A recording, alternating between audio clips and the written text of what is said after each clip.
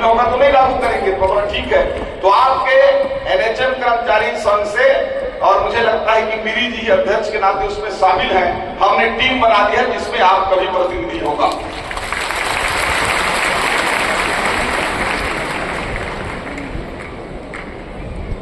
जो कार्य मूल्यांकन प्रणाली था, पहले मान लीजिए कि सीएमएचओ या बीएमओ या भी किसी से नहीं जमता है और कोई उसमें एक तरफा उसका ग्रेडिंग करने में बहुत कम मार्क दे दिया तो सेवा से निकल सकता था। अब उसके लिए हमने अपील करने का भी सिस्टम कर दिया है और मुझे लगता है 2-4-5 लोग उससे, हो सकता है ज्यादा लोग लाभान्वित हुए होंगे, क्योंकि मेरे पास कई लोग फोन आया था।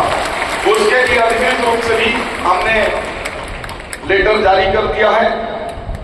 इसी प्रकार से लंबित 27% वेतन वृद्धि का जो उस समय बोले थे हमने लाभ दे चुके हैं। कुछ लोग का कुछ टेक्निकल बस बचा है, तो अभी कन्नौजी जी को मैं बोल रहा था कि जल्दी उनका करके ठीक करिए। मीरी जी बोल रहे थे बचे हैं, तो जो भी बचे हैं उनको जल्द से जल्द ठीक कर दिया जाएगा और मैं निर्देश भी करता हूं।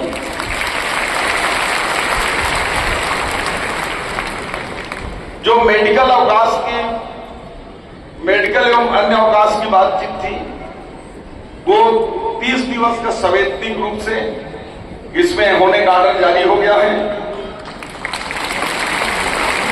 एक लंबे समय से ट्रांसफर की आप लोगों की मांग होती थी, ट्रांसफर नीति भी हम आज से हमने जारी कर दिया है।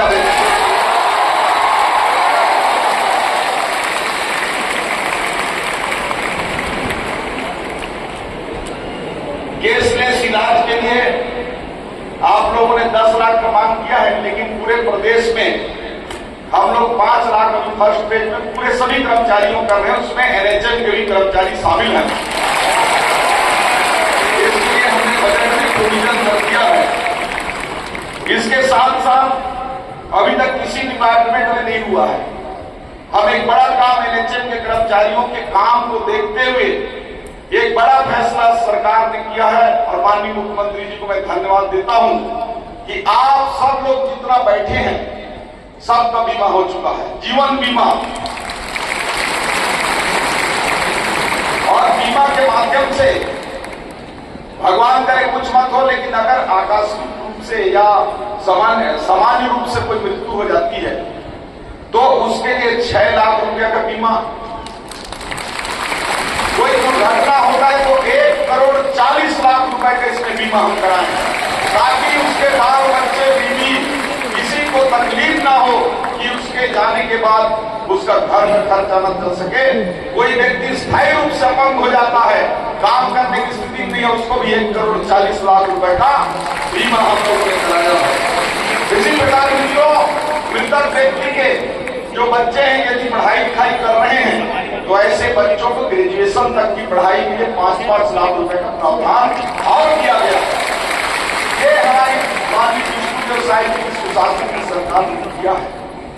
आप लोगों का भी मांग में तो नहीं है, लेकिन मीरी जी एक आध मांग और किए हैं, उसको मैं माननीय मुख्यमंत्री जी से निवेदन किया हूं।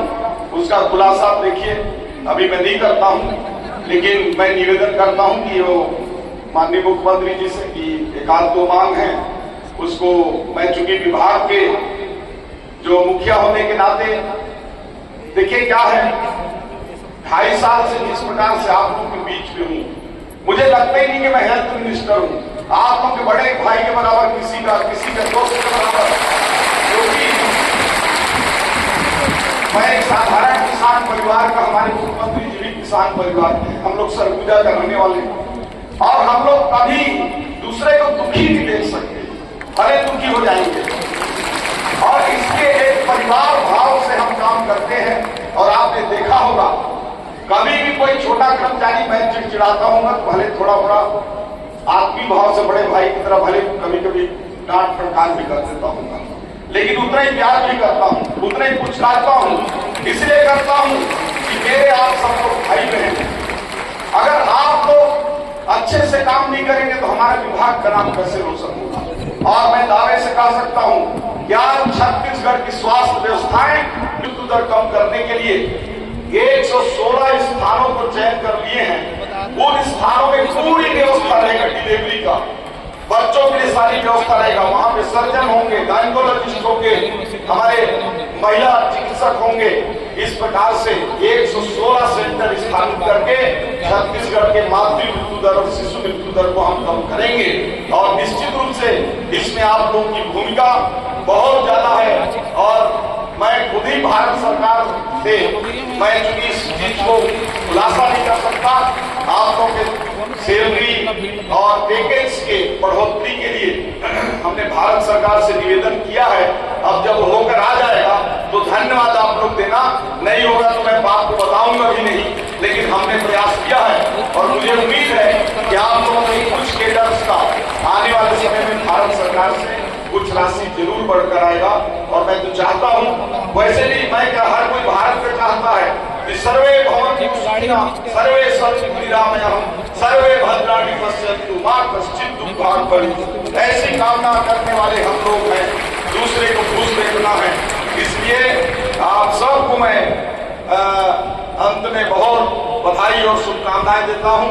और ये कहना चाहता हूं कि माननीय मुख्यमंत्री जी के नेतृत्व में ये जो सरकार जो भी कर रही है और आगे जो भी करेंगे आप लोगों के हितों में होगा, प्रदेश के हित में होगा। और निश्चित रूप से आप हम सब लोग मिलकर इस छत्तीसगढ़ को एक स्वास्थ्य का उत्तम पुनः आभार। ऐसे ही आपका साथ हमारे परिवार को सदैव मिलता रहे। और अब मैं आमंत्रित करने जा रही हूँ आज के हमारे इस कार्यक्रम की। आज हमारे प्रदेश की राजधानी रायपुर में छत्तीसगढ़ प्रदेश एनएचएम कर्मचारी संघ द्वारा आयोजित प्रदेश स्तरीय महासम्मेलन में हम लोगों के बीच मंच में विराजमान हमारे प्रदेश के बहुत ही कर्मठ और ऊर्जावान स्वास्थ्य मंत्री, जिनका ओजस्वी उद्बोधन अभी हम सभी लोग सुने, आदरणीय श्री श्याम चंद्र जायसवाल जी, रायपुर उत्तर के विधायक श्री पुरंदर मिश्रा जी, श्री धीरेन्द्र तिवारी जी से यहाँ पर पधारे एनएचएम के सभी बंधुगण, सबसे पहले हृदय से अभिनंदन करता हूँ, स्वागत करता हूँ। और आप सभी लोग हमारे प्रदेश के स्वास्थ्य की रीढ़ की हड्डी हैं। आप सब लोगों को मैं नमन भी करता हूँ।